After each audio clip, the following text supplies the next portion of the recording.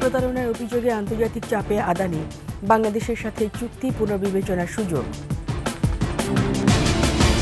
British Virgin দ্বীপপুঞ্জে S আলমের 1.5 dozen গোপন company, task ফোর্সের অনুসন্ধান। চিকিৎসার জন্য ডিসেম্বরের প্রথম সপ্তাহে বিদেশ যাচ্ছেন খালেদা জিয়া, জানালেন ডক্টর জাহিদ।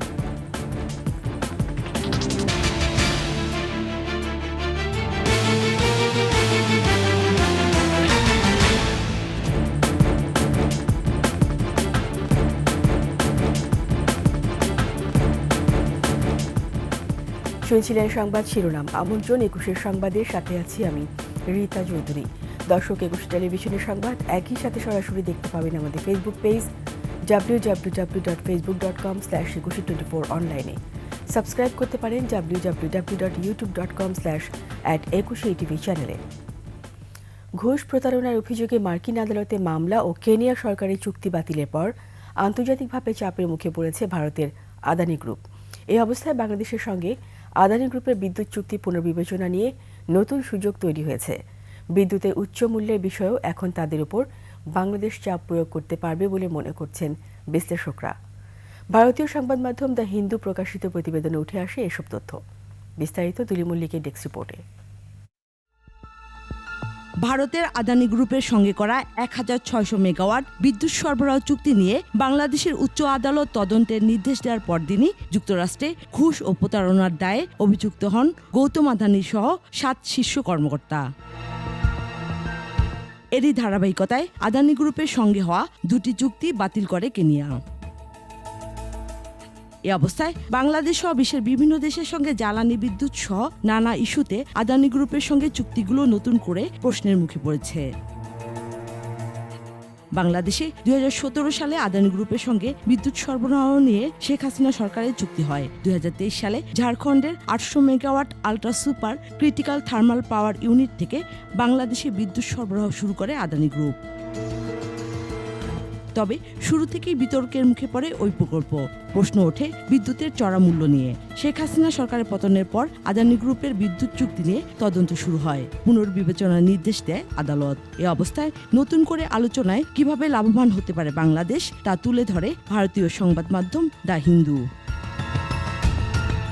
জ্বালানি বিশেষজ্ঞের বরাতে দ্য হিন্দু জানায়, যুক্তরাষ্ট্রে মামলার পর আদানি গ্রুপের সংলাপের জায়গা সংকুচিত হবে। উচ্চমূল্যের বিষয়েও তাদের উপর চাপ প্রয়োগ করতে পারবে বাংলাদেশ। কয়লা ভিত্তিক বিদ্যুৎ প্রকল্পের জন্য আদানি গ্রুপ প্রতি মেট্রিক টন কয়লার দাম $400 দাবি করেছিল। তবে বাংলাদেশ পাওয়ার ডেভেলপমেন্ট বোর্ড বলছে অন্য কয়লা ভিত্তিক বিদ্যুৎ কেন্দ্রের জন্য টন প্রতি $250 কমে কয়লা কিনেছে। এ অবস্থায় দাম পুনর্বিবেচনার অনুরোধ জানায় তারা। সমালোচকদের দাবি, আদানি গ্রুপ ভারতের সরকারি ভর্তুকি পেলেও সেই সুবিধা বাংলাদেশ পর্যন্ত পৌঁছায়নি। দুলি মল্লিক, ডেস্ক রিপোর্ট, 21 টেলিভিশন। যুক্তরাষ্ট্রের অভিযোগের একদিন পরেই আদানির সঙ্গে বিমানবন্দর আধুনিকায়ন ও বিদ্যুৎ খাত বিষয়ক বড় 2 চুক্তি বাতিল করার কথা জানিয়েছে কেনিয়া।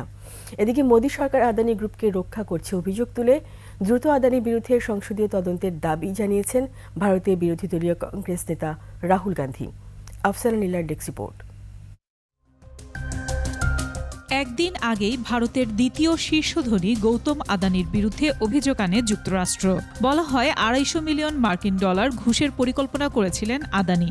শুধু তাই নয়, তা গোপন রেখে যুক্তরাষ্ট্রে অর্থ সংগ্রহের চেষ্টাও করেছিলেন। এমন অভিযোগের পরদিনই আদানির সঙ্গে হওয়া 2টি বড় চুক্তি বাতিল করল আফ্রিকান দেশ কেনিয়া। 2টি চুক্তির মধ্যে অন্যতম কেনিয়ার জোমো কেনিয়াট্টা ইন্টারন্যাশনাল এয়ারপোর্ট সংস্কার। আদানি গ্রুপ দেশটির প্রধান বিমানবন্দরে $1.85 বিলিয়ন বিনিয়োগের পরিকল্পনা করেছিল। চুক্তি মতে সেটি 30 বছরের জন্য পরিচালনার কথা ছিল। এছাড়া বিদ্যুৎ লাইন নির্মাণের জন্য কেনিয়ার জ্বালানি মন্ত্রণালয়ের সাথে $736 মিলিয়ন একটি চুক্তি ছিল। বিমানবন্দর প্রকল্পের অধীনে নতুন রানওয়ে এবং উন্নত যাত্রী টার্মিনাল নির্মাণের পরিকল্পনাও ছিল তাদের। তবে শুরু থেকে এসব চুক্তি কেনিয়ার মানুষের মনে ধরেনি। অনেকেই দুর্নীতির আশঙ্কা করছিলেন। আর এর মাঝেই ঘি ঢেলেছে আদানির বিরুদ্ধে যুক্তরাষ্ট্রের অভিযোগ। আদানি গ্রুপ যুক্তরাষ্ট্রের প্রসিকিউটরদের আনা অভিযোগকে ভিত্তিহীন দাবি করলেও কেনিয়ার প্রেসিডেন্ট উইলিয়াম রুটো বলেছেন, দুর্নীতির বিষয়ে নিশ্চিত প্রমাণ বা বিশ্বাসযোগ্য তথ্য আসলে কঠোর পদক্ষেপ নেওয়া হবে।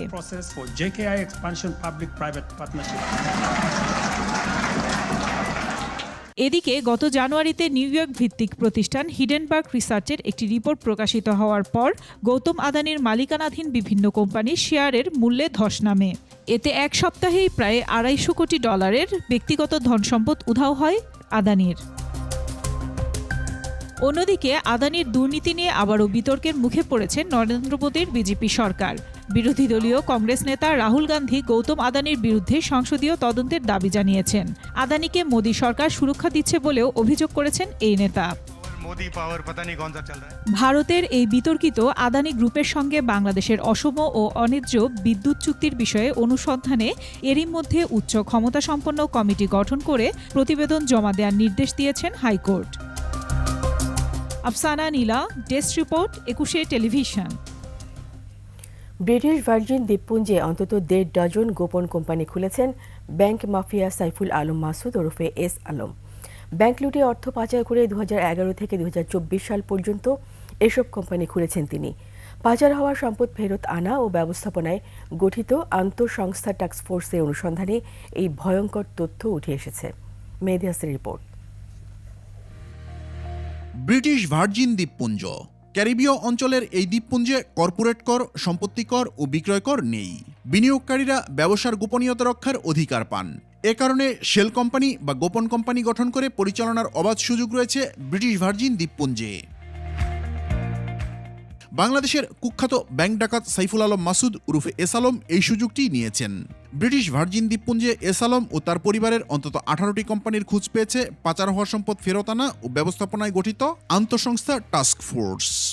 ব্যাংকিং সেক্টর থেকে $15 বিলিয়ন টাকা পাচার হয়েছে। এর মধ্যে এলোন এই এস আলম একাই করেছেন $10 বিলিয়ন পাচার। প্রাপ্ত তথ্য বলছে 2011 সালে শেখ হাসিনার এই ক্যাশিয়ার দ্বীপটিতে ক্যানোলি লজিস্টিক্স নামে প্রথম একটি কোম্পানি নিবন্ধন করেন। এরপর একের পর এক কোম্পানি গঠন করেন এস আলম। যখন একটা পুঁজি চলে যায় সেই দেশে আইনি কাঠামোর মধ্যে পড়ে যায়। সবাই কিন্তু চায় যে আমার দেশে পুঁজি আসুক, যে ফর্মে আসুক, তারা কিন্তু দেখতে চায় না যে এটা কিভাবে নিয়ে আসলো। সুতরাং সেই জায়গাগুলোতে ওই দেশের যে আইন নিয়ম আছে সেগুলোকে ডিফেন্ড করে এটা নিয়ে আসা, সেটা যাবে একটা খুব ঝামেলা বা কঠিন কাজ। 2016 সাল থেকে 2020 সাল পর্যন্ত ব্রিটিশ ভার্জিন আইল্যান্ডে 10টি কোম্পানি নিবন্ধন করেন তিনি। এগুলো হচ্ছে Honeywell International, Golden Trails International, Hamilton International, Hazel International, Livonia, Lushui International, Pittsdale International, Springfield International, Chingshui International এবং ট্রিভলি ট্রেডিং প্রাইভেট লিমিটেড। এরপর 2021 থেকে 2024 সালের আগস্ট পর্যন্ত এস আলম আরও 6টি কোম্পানি গঠন করেন এই ট্যাক্স সেভেনে। এগুলো হচ্ছে Adair International, Greenwich International, Linear International, Marico International, Wafepack International ও জেনিথ ইন্টারন্যাশনাল প্রাইভেট লিমিটেড। এছাড়া 2019 সালের 22 মে পিকক প্রপার্টি হোল্ডিংস নামে আরেকটি কোম্পানি প্রতিষ্ঠা করেন তিনি। পর্যাপ্ত এভিডেন্স দিয়ে আগে কোর্ট থেকে এটা প্রমাণ করে রায় লাগবে। কোর্টের ইন্ডিপেন্ডেন্ট যেটা বাইরের দেশগুলো গ্রহণযোগ্য হয়, নেসেসারিলি ওই দেশে টাকা গেছে, ওরা তো চাই টাকা আসুক, তারা ইট ইজ দেয়ার ইনকাম, তো এই টাকাটা ফেরত দিবে তারা যদি এটা আমরা প্রমাণ করতে পারি যে এই দেশ থেকে পাচার হয়ে অবৈধভাবে এই দেশের টাকা বিদেশে গিয়েছে। এইসব নিয়ে যারা ডিল করে আইনজ্ঞ যারা আছে তাদেরও হেল্প নিতে হবে এবং যেসব দেশ টাকা ফেরত আনার ব্যাপারে ভালো ভূমিকা রেখেছে, সফল হয়েছে মোট কথা, তাদের কাছ থেকেও এক্সপিরিয়েন্সটা আমরা শেয়ার করে আমাদের এই পারপাসটা সার্ভ করতে পারি। সিঙ্গাপুর, মালয়েশিয়া, সাইপ্রাস ও ইউরোপে এস আলম গ্রুপের বিপুল বিনিয়োগের কথা জানা যাচ্ছে। সিঙ্গাপুরে এস আলমের শপিং মল, 3টি হোটেল, রিটেল স্পেস ও বিলাসবহুল বাড়ি রয়েছে। Mehedi Hasan, 21 television, Dhaka. BNP chairperson Begum Khaleda Zia উন্নত চিকিৎসার জন্য ডিসেম্বরের প্রথম সপ্তাহে বিদেশে যাচ্ছেন। বিষয়টি নিশ্চিত করেছেন তার ব্যক্তিগত চিকিৎসক ও বিএনপি স্থায়ী কমিটির সদস্য ডক্টর AZM জাহিদ হোসেন। বিস্তারিত জানাচ্ছেন ওমর ফাহিম। বিএনপি চেয়ারপারসন বেগম খালেদা জিয়া দীর্ঘদিন ধরে শারীরিক অসুস্থতায় ভুগছেন। সশস্ত্র বাহিনী দিবসে দীর্ঘ এক যুগ পর জনসম্মুখে উপস্থিত হন তিনি। উন্নত চিকিৎসার জন্য এবার খালেদা জিয়াকে দেশের বাইরে নেয়ার প্রস্তুতি চূড়ান্ত করেছে তার পরিবার এবং দল। কালকে তো নিশ্চয়ই দেখছেন সরকারের এবং আর্মির দুই ম্যাডামেরও কিছুটা আগ্রহ ছিল, সবকিছু মিলিয়ে অসুস্থতার সীমাবদ্ধতার মধ্যেও গিয়েছে। উনি আপাতত ইংল্যান্ডে যাবে, ইংল্যান্ডে ওখানে চিকিৎসা করাবে অথবা অন্য কোথাও যেতে হলে যাবে। ডাক্তার জাহিদ আরও জানান, খালেদা জিয়া এখন বিমান ভ্রমণে শারীরিকভাবে অনেকটাই সক্ষম, তাই প্রয়োজনীয় সব ধরনের প্রস্তুতি ইতোমধ্যেই সম্পন্ন করা হয়েছে। ডিসেম্বরের মধ্যেই হয়ে যাওয়ার সম্ভাবনাই বেশি, ডিসেম্বরের ফার্স্ট উইক বা সেকেন্ড উইক এরকম কিছু। হ্যাঁ, এরকম সম্ভাবনাই বেশি। ওনার সাথে চিকিৎসার জন্য মেডিকেল টিম যাবে, ওনার সাথে যারা ওনার এইড আছে ওরা, এখানে কোনো সফর সঙ্গী নাই। হপকিন্স আমাদের ঠিক করাই আছে, আর লন্ডনেও আমরা দুইটা হসপিটালের সাথে আমাদের লন্ডনে NHS এর সাথে কিংস কলেজের সাথে ক্লিনিকের সাথে কথা বলা আছে আর কি। দীর্ঘদিন ধরে কারাবাস ও শারীরিকভাবে অসুস্থ খালেদা জিয়াকে বিদেশে চিকিৎসার অনুমতি দেয়া নিয়ে ছিল নানা ধরনের বাধা বিপত্তি। তবে এবার আর কোনো বাধা না থাকায় দ্রুতই বিদেশ নেওয়া হচ্ছে বিএনপি চেয়ারপারসন বেগম খালেদা জিয়াকে।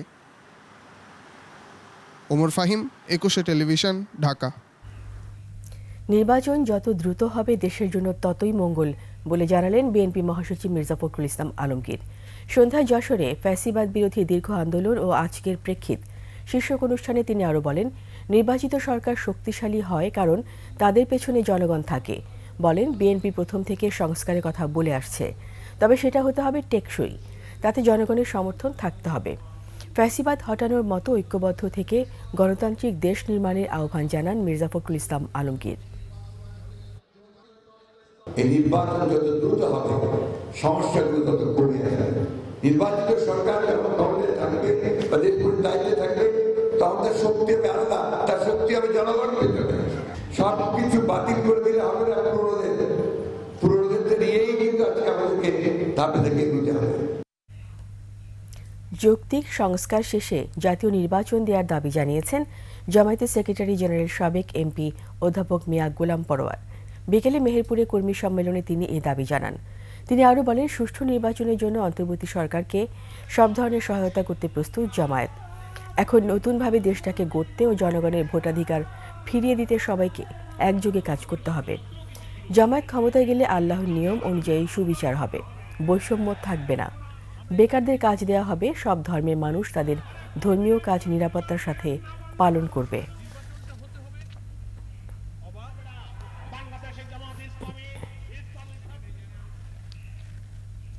বিরতি নিচ্ছি, যখন ফিরবো তখন অন্যান্য খবরের সঙ্গে আরও থাকবে। করোনার জাল সার্টিফিকেট কাণ্ডে অনুশোচনা নেই ডাক্তার সাবরিনার, দুষ্টু চক্রকে দোষারোপ।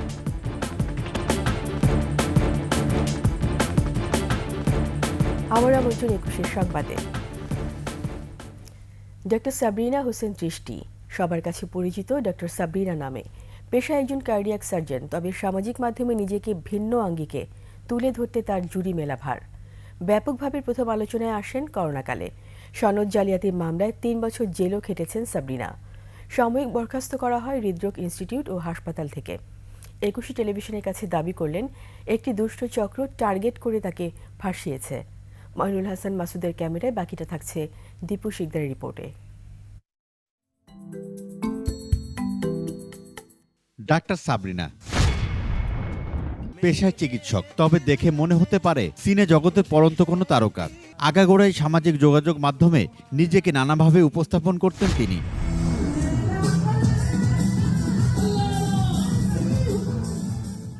যার কারণে মানুষের কাছে সমালোচিত ক্যারেক্টার তিনি। করোনাকালে কোভিডের জাল সার্টিফিকেট বাণিজ্যে দেশজুড়ে আলোচিত সমালোচিত সাবরিনা। নমুনা সংগ্রহ না করেই 27,000 মানুষকে দেয়া হয় রিপোর্ট। এর বেশিরভাগই প্রমাণ হয় ভুয়া বলে। এরপর সাবরিনার স্বামী জেকেজির প্রধান নির্বাহী কর্মকর্তা আরিফ চৌধুরী ভুয়া করোনা সার্টিফিকেট দেওয়ার অভিযোগে গ্রেফতার হন 2020 সালের 23 জুন। ডাক্তার সাবরিনাকেও একই মামলায় 12 জুলাই গ্রেফতার করে পুলিশ। 2020 সালের 23 জুন সিলগালা হয়ে যায় জেকেজি হেলথ কেয়ার নামের ওই প্রতিষ্ঠানটি। পাড্ডায় কনফিডেন্স সেন্টারে জেকেজির কার্যালয়ে এরপর থেকে আর কোনো কার্যক্রম হয়নি। সেই ভবনের উপরে যেতে অনুমতি না দিলেও জানানো হয় সেখানে এখন অন্য একটি ব্যবসা প্রতিষ্ঠানের অফিস। করোনা সার্টিফিকেট জালিয়াতির মামলায় সাবরিনা সহ 8 জনের বিরুদ্ধে চার্জশিট দেয় গোয়েন্দা পুলিশ। দণ্ডপ্রাপ্ত হন সাবরিনা। এছাড়াও বাড্ডা থানায় জাতীয় পরিচয়পত্র জালিয়াতির মামলাও দায়ের করা হয় বিসিএস স্বাস্থ্য ক্যাডারের এই কর্মকর্তার বিরুদ্ধে, যে মামলাটি এখনো বিচারাধীন। জেকেজি তো আপিলে আছে, আপিল যখন শুনানি হবে এটা পেন্ডিং ফর হিয়ারিং, এটা অনেক সময় লাগে। আর অন্য মামলাটা বললেন ওই মামলাটা চলমান আছে, সেটা সে জামিনে আছে। কারাবাস শেষে হাইকোর্টের আদেশে জামিনে বের হন সাবরিনা। এবার মুখোমুখি হন 21 টেলিভিশনের। এত কিছুর পরও তার নেই কোনো অনুশোচনা। তিতুমির কলেজে একটা ক্যাম্প করে সেখানে স্যাম্পল কালেকশন করতো, তো স্বাভাবিকভাবেই আমি স্যাম্পল কালেকশন কীভাবে হচ্ছে এগুলো মাঝে মাঝে দেখতে যেতাম। সেরকম অনেকেই কিন্তু যেতেন। তার মানে এই না যে আমি ওটা পরিচালনা করছি। আমি এখানকার চেয়ারম্যানও না, আমি এখানকার সিও না। এদিকে ডিবি হারুনের সঙ্গে ঘনিষ্ঠতার কারণে জাল করোনা সনদের ব্যবসা করলেও এখন তিনি বলছেন উল্টো। তখনকার যে পরিস্থিতিটা আমার মনে হচ্ছিল এটা একটা সাজানো নাটক। হারুন সাহেব কিন্তু এই নাটকটা প্লে করেছেন নিজের ইচ্ছায়, নিশ্চয়ই না, তাই না? উপর থেকে কোনো মাস্টার মাইন্ড তাকে বলেছেন। আরেক প্রতারক রিজেন্ট শাহেদের সঙ্গে যোগাযোগ রক্ষা করে ভুয়া করোনা সনদ জালিয়াতির অভিযোগ রয়েছে তার বিরুদ্ধে। তবে এখন তিনি বলছেন শাহেদকে তিনি চিনতেনই না। ওই সময়কার যে আরেকটা মামলা হচ্ছিল, যে রিজেন্টের মামলা, বললো যে হ্যাঁ আপনারা দুজন মিলে এটা করেছেন বলেন, অথচ উনিও আমাকে কখনো জীবনে চোখে দেখেননি, আমিও ওনাকে জীবনে কখনো চোখে দেখিনি। আমার সাথে জড়ানো হলো ডক্টর সাবরিনাকে, আমি ডক্টর সাবরিনাকে কোনোদিন দেখিও চিনিও না। আইনি পাঠ চুকিয়ে তিনি আবারও আগের জায়গায় ফিরতে পারবেন বলে মনে করেন সাবরিনা। সাবরিনাকে নিয়ে খুব সব মানুষ আলোচনা করতে পারবে। দীপু শিকদার, 21 টেলিভিশন, ঢাকা। এরই সাথে শেষ করছি 21 সংবাদ। যাবার আগে সংবাদ শিরোনামগুলো আরও একবার। ঘুষ প্রতারণার অভিযোগে আন্তর্জাতিক চাপে আদানি, বাংলাদেশের সাথে চুক্তি পুনর্বিবেচনার সুযোগ। ব্রিটিশ ভার্জিন দ্বীপপুঞ্জে এস আলমের 1.5 ডজন গোপন কোম্পানি, টাস্কফোর্সকে অনুসন্ধান। চিকিৎসার জন্য ডিসেম্বরের প্রথম সপ্তাহে বিদেশ যাচ্ছেন খালেদা জিয়া, জানালেন ডক্টর জাহিদ।